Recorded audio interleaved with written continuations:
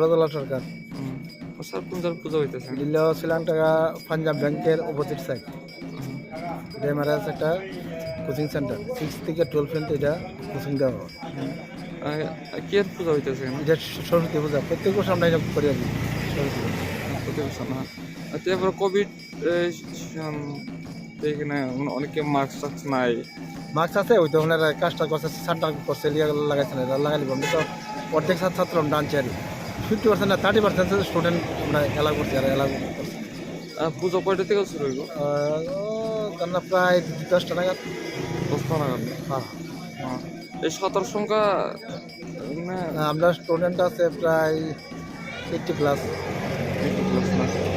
প্রতি বছর হয় না এখানে? হ্যাঁ প্রত্যেক বছর। কোন জায়গায় এটা? চাইলেংটা? সেখানটা ওই জন্য ব্যাংক আছে এটিএম এর অপোজিট সাইড। ঠিক আছে স্যার।